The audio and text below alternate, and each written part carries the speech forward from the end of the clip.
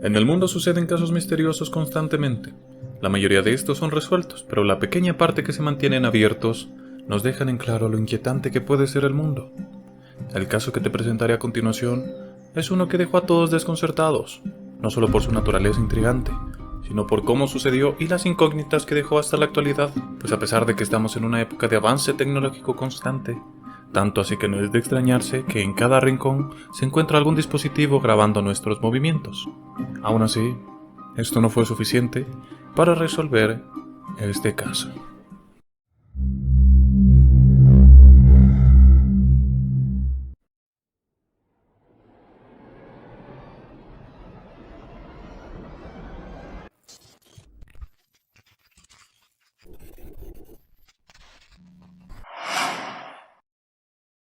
Todo comienza con Lars Joachim Mittag, oriundo de Alemania.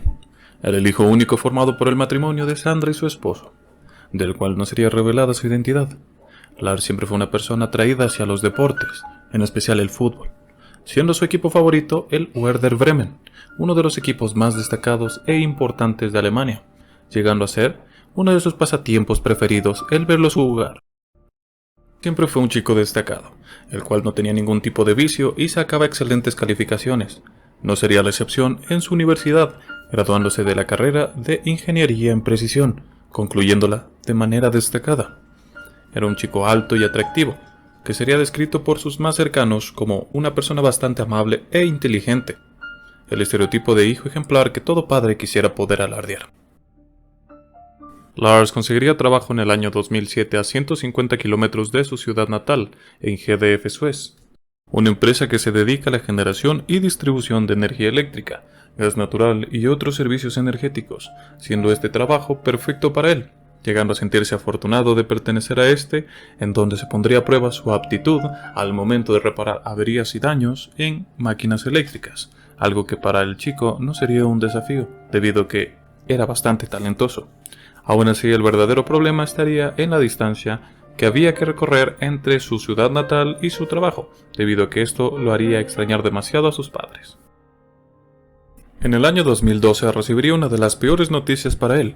Su padre sufriría de un derrame cerebral, que le dejaría discapacitado, no solo afectándolo a él, sino también a su madre, la cual tendría que estar a cargo de su esposo, lo que causaría que Lars se ausentara varias veces de su trabajo, para poder asistir a su padre y ayudar a su madre, haciendo siempre un viaje de 2 horas los fines de semana para poder verlos. El 30 de julio del año 2014 planificaría con unos amigos de su etapa colegial, Paul Ruman y Tim Such, unas vacaciones en el complejo hotelero Golden Sands en Bulgaria, siendo este generalmente en verano un punto de encuentro de jóvenes, en donde el alcohol y la diversión juvenil abundan, siendo los límites más bien pocos. Era extraño de ver a Lars en este tipo de lugares. Él era una persona bastante tranquila y se pensaría que disfrutaría más de unas vacaciones en un lugar un poco más calmado, como por ejemplo unas cabañas o escalando alguna montaña. Pero se supone que tal vez tomó esta decisión debido a que quería salir de su zona de confort y disfrutar un poco del momento, pues para ese entonces él tendría 28 años ya. Quizás pensó que tendría que despreocuparse un poco y aprovechar los pocos años que tenía antes de entrar a los 30. Y eso también sumándole a que su madre estuvo de acuerdo con esto y lo alentó expresándole que necesitaba desahogarse de sus ocupaciones. Lo que no sabría es que ese sería el inicio de la pesadilla. Sus compañeros lo consideraban alguien carismático, alegre y bastante emocionante, realmente el alma de la fiesta. Pasaría el resto de la semana en el Hotel Viva, uno de los hoteles más lujosos de la zona, pero esto no sería para preocuparse, pues al no tener necesidades mayores, el grupo de amigos podía permitírselo, aprovechando de la comida, la excelente vista y de la piscina, en la cual pasaban varias horas hablando sobre trivialidades. Uno de sus amigos, Paul, diría posteriormente: la semana se pasó muy rápido, hacía vida cotidiana de vacaciones y salía de noche por la zona. Me di cuenta de que Lars no comía mucho. Tomaba un plato de sopa o un plato pequeño de ensalada y eso era todo, comentaría también Tim. La noche del 5 de julio, casi a finales de sus vacaciones, Lars, Tim y Paul fueron a un bar de la playa llamado Rocks Bar para ver el partido de fútbol de cuartos de finales de la Copa Mundial de Fútbol del año 2014 entre Países Bajos y Costa Rica. Y como no era sorpresa, Lars estaba eufórico, de ver uno de sus deportes favoritos en pantalla, y aún más haciéndolo en compañía de sus amigos, siendo este como la cereza del pastel de su viaje, un viaje que por cierto sería espectacular hasta ese momento. Cabe resaltar que debido a la popularidad del bar, sumado al evento que se mostraba en televisión, el local estaría repleto. Después de unas horas viendo el partido de fútbol, exactamente a las 11 de la noche, el ambiente se tornaría un poco más tenso y enérgico, normal en este tipo de deportes. Lars llevaría esa noche puesta una camiseta de su equipo preferido alemán, los Werder Bremen, y dado el carácter bromista del muchacho, sumado a que estaba un poco subido de copas, insinuaría algunas cosas sobre el otro equipo, lo que no les parecería en absoluto agradable a los hinchas del Bundesliga, el Bayern Múnich, los cuales responderían con insultos y amenazas. Lars no quedándose atrás y respondiéndoles. Pero antes de que sus compañeros tuvieran que intervenir, el conflicto había terminado, al menos eso era lo que parecía a simple vista. Los tres amigos serían los últimos en abandonar el bar a altas horas de la madrugada, parando antes en un local de comida rápida, debido a que sus amigos tenían hambre, pero como no era de extrañarse, Lars no tenía apetito, y comentó que los esperaría afuera. Imagina la reacción de sus amigos al darse cuenta de que al salir del local con sus hamburguesas en mano, su amigo no estaba donde dijo que los esperaría. Los amigos supusieron que probablemente se había impacientado y se había adelantado al hotel. A la mañana siguiente se dieron cuenta de que efectivamente había vuelto a casa solo, por lo que le preguntarían cuál sería el motivo de su decisión. Él les dijo que la noche anterior, al salir del local, había tenido una pelea con unos sujetos locales, los cuales hablaban húngaro o ruso, según sus palabras, los cuales, según pudo deducir, habían sido contratados por los hinchas del otro equipo, con los cuales habían intercambiado insultos la noche anterior, agregando que al intentar esquivar un puñetazo pero no lograrlo en su totalidad, este asestaría cerca de la sien en su oreja, provocándole un dolor intenso y dificultad al escuchar. Esto fue bastante confuso para Paul y Tim, ya que no había evidencia ni indicios de que esto fuera cierto, pero no se molestarían en profundizar y lo dejarían de lado. Llegando el 7 de junio, el grupo de amigos culminaba sus vacaciones y debería regresar a Alemania, pero Lars se notaba bastante diferente a como normalmente solía ser, mostrándose demasiado preocupado en algunas ocasiones, tanto así que se negó a viajar hasta que su oído estuviera mejor, debido a que pensaba que si se exponía a la altura podría agravarse su situación. Los amigos supusieron que eran exageraciones de él, pero él insistía, por lo que se dirigirían a un médico local para que diera un diagnóstico sobre su oído, aprovechando de esa manera también el seguro de viajes con el que contaba. Una vez que el doctor lo revisó, efectivamente confirmó que su oído estaba mal, tan mal que él mismo llegó a perforarse explicando la pérdida auditiva del muchacho y el dolor intenso, aconsejando al grupo que no debía volar, remitiendo al muchacho a un especialista para que le hiciera un examen exhaustivo. Los amigos quedaron impactados al darse cuenta que la versión de la historia de su amigo era real, o al menos ahora era más creíble.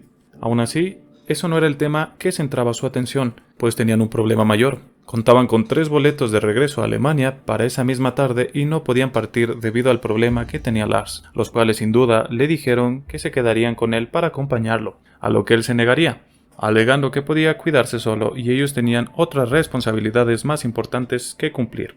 Ellos insistieron, pero Lars, al mantener su postura, marcharían a Alemania, sin saber que probablemente esa decisión marcaría para siempre sus vidas. Tiempo después, en el hospital de Varna, Lars vio al especialista que le habían referido, el Dr. Boris Naidenov, el cual evidenciaría que su tímpano estaba perforado, sugiriéndole una intervención quirúrgica, de esa manera solucionando el daño que se había causado en la membrana. Este se negaría, alegando que estaba solo en Varna y no quería quedarse demasiado tiempo ahí. El doctor mostró su desacuerdo y preocupación, pues él pensaba que era una decisión muy imprudente de parte del muchacho. Debido al riesgo de infección que tenía su oído, el doctor decidió recetarle un antibiótico de amplio espectro, cefuroxima, para disminuir los riesgos de infección como medida preventiva. Una vez llegó a su apartamento después de haber comprado la medicina que le fue recetada, llama a su madre para contarle lo que le había sucedido. Ella, por motivos razonables, estaba preocupada, pues su único hijo estaba solo y doliente en un país ajeno. El muchacho salió con sus cosas y se hospedó en el centro de Varna, un sitio bastante económico de poca monta en donde precisaban vendedores de drogas y mujeres que ofrecían sus servicios por dinero. No se sabe exactamente por qué tomaría esta decisión, debido a que había demasiadas opciones de hospedaje en Varna, las cuales eran mucho mejor opción y especiales para mochileros. Probablemente el desconocimiento del muchacho o por motivos de temporada y no haber habitaciones disponibles fue forzado a tomar esta decisión. Al pensar que están conspirando en su contra, llamaría a la 1 de la madrugada a su madre, revelándole su cierta inseguridad en la zona, comentándole de manera alterada de que estaba algo mal en ese hotel, debido a que le dijeron que había un problema con sus tarjetas de crédito, pidiéndole que cerrara todas sus cuentas. La madre inquieta le preguntó los motivos, pero colgaría antes de aclarar cualquier cosa. Imagina la desesperación de la madre, que al no saber nada de su hijo, intentaría devolver las llamadas, pero al no recibir respuesta, se intrigaría y comenzaría a alterarse. 2 horas después, a las 3 de la madrugada, el teléfono de Sandra suena, y ella, de manera acelerada, lo agarra. Resultaba que era Lars, el cual le decía que había salido del hotel, cuando de repente lo habían empezado a seguir 4 hombres, y en ese momento se encontraba escondido en unas colinas, aterrado, y con la esperanza de que no lo encontraran. Esto fue lo último que le dijo antes de cortar la llamada de manera abrupta, pero su preocupación cada vez se volvería más intensa al no saber qué hacer en aquella situación. No tenía nombres ni una ubicación exacta en donde se encontraba su hijo cuando realizó la llamada. 2 horas después, Lars se encontraba haciéndole señales de socorro a un taxista para poder subirse en su auto. A pesar de que había un pasajero dentro, sintieron la necesidad de ayudarlo y lo recogieron, por lo cual el joven agradecería encarecidamente y se sentiría aliviado y ansioso por tomar el vuelo de regreso a casa. Lars tenía un aspecto terrible, con unos ojos bastante rojos debido a que estaban dilatados. Se quedaría en el aeropuerto 1 hora después de que lo recogieron, exactamente a las 6 de la mañana. Una vez dentro, llamó a su madre para notificarle que ya había llegado al aeropuerto y le pidió que le depositara $500 a su cuenta de Western Union debido a que sus cuentas estaban bloqueadas. Lo más extraño fue la actitud en el momento de realizar la llamada. Había cambiado. Usaba palabras que no solía usar y su preocupación se había esfumado. Como si fuera otra persona, parecía que todo lo que vivió horas antes hubiera sido causado por el efecto de alguna droga. Posteriormente, llamaría de nuevo a su madre y le diría que no puede viajar en avión ni tampoco en autobús, debido a que ellos no se lo permitían. Al escuchar esto, la madre no entendía qué estaba pasando, ni a qué se refería su hijo con ellos, y por qué motivo no lo dejaban viajar. La madre pensó que tal vez, al hacerse atender de su oído, estos serían los que dijeron que no podría viajar, pero no estaba segura, pues realmente no había pasado mucho tiempo desde la última llamada. 3 horas y media después, las cámaras ven a Lars entrando al centro de atenciones médicas del hospital, posteriormente de habérselo preguntado a una chica y haber hablado con un tipo extraño, con el cual parecía estar teniendo una plática amistosa. Relataría tiempo después el Dr. Costa Costu, que fue el médico que atendió a Lars en el centro, que en ese momento se comportaría de una manera bastante inquietante y no pararía de mover las manos. Al terminar de revisar su oído, el doctor le dijo a Lars que debía esperar de 7 a 10 días antes de que pudiera volar, recetándole a Lars unos medicamentos para aliviar el dolor de su oído, los cuales rechazaría, alegando que no quería saber nada de medicamentos. El doctor insistiría, pero Lars mantendría su postura. Lars se ponía cada vez más histérico, susurrando varias veces que él no quería morir, hasta que de repente entró un señor a la habitación. Lars comenzó a alterarse hasta tal punto de no parar de temblar. El doctor le dijo que se calmara, que nada más era un empleado del aeropuerto, debido a que él mismo llevaba poco tiempo de haberse terminado de construir, por lo que era normal ver a trabajadores rondar por el lugar. Pero esto no calmaría en absoluto al muchacho, quien en un arranque de nervios sale corriendo de la habitación, dejando todas sus pertenencias en la oficina del doctor, al cual se lo ve correr despavorido del aeropuerto por las cámaras de seguridad, alejándose hacia un campo de girasoles después de cruzar el estacionamiento del aeropuerto y de saltar unas vallas de púa.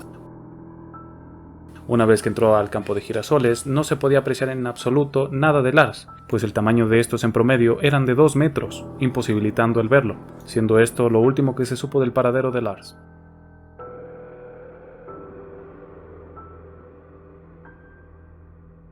Pasarían los días y debido a que no había señal de Lars, Sandra decidió ir a denunciar su desaparición en la Embajada de Bulgaria en Alemania, por lo que harían una investigación detallada para saber dónde podría estar el paradero del muchacho.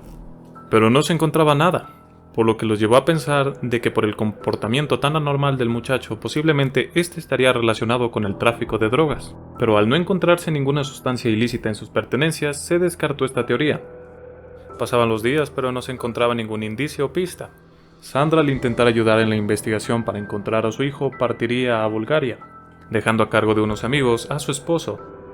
Pegaría carteles y distribuiría folletos con la ayuda de varias personas, con la esperanza de recibir alguna pista del paradero de su hijo, lo cual no sirvió en absoluto, porque hasta la fecha Lars Joachim Mikdal sigue desaparecido, y pareciera como si se hubiera esfumado, tal como si la tierra se lo hubiera tragado, dejando a millones de personas con la incógnita de dónde está el paradero de Lars.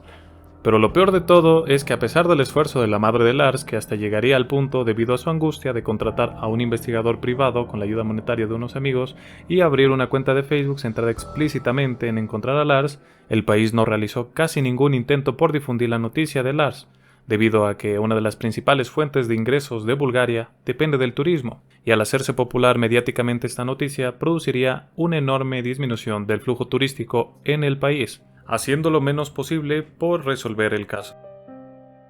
Varias personas han reportado haber visto a Lars en varias partes del mundo.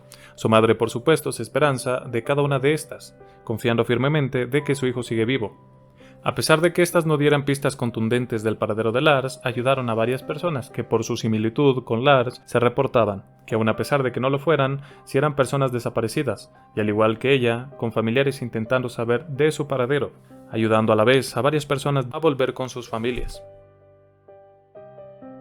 Se han planteado varias hipótesis de lo que pudo haber pasado con Lars, de entre las cuales las más frecuentes son que probablemente Lars estaba cansado de su cotidianidad y demasiado saturado, por lo que su desaparición fue intencional y lo hizo para desconectar de su realidad, empezando su vida desde cero. Esta sería una de las que en lo personal me parecen menos convincentes, debido a que es ilógico, ya que bien sabíamos lo mucho que estaba conectado con su familia y era un hijo promedio. No tendría sentido que Lars, siendo tan unido a su familia, se marchase dejando a su madre y a todos los que conocía sin más. Otra hipótesis plantea que probablemente se vio envuelto en trata de personas, pues Bulgaria tendría uno de los índices de tratas de personas más altos en Europa. Pero el escenario que resulta más probable es que Lars padecía de esquizofrenia no diagnosticada, causando delirios de persecución y explicando su manera de actuar. Estas son unas de tantas hipótesis que se especulan sobre lo que pudo haberle pasado a Lars. Este caso es uno de tantos de desapariciones inexplicables que han sucedido y probablemente seguirán sucediendo. Lars simplemente se esfumó de la tierra dejando a todos desconcertados con su caso, o por otro lado, nos encontramos con un caso más de desmaña de parte de las autoridades. ¿Qué opinas tú? Te leo en los comentarios.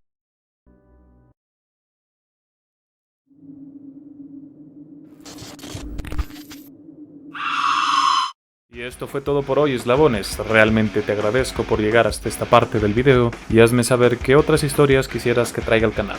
Recuerda que si el video te ha gustado puedes ayudarme con tu me gusta y comentando qué te pareció. Yo soy Musk y esto fue El Último Eslabón.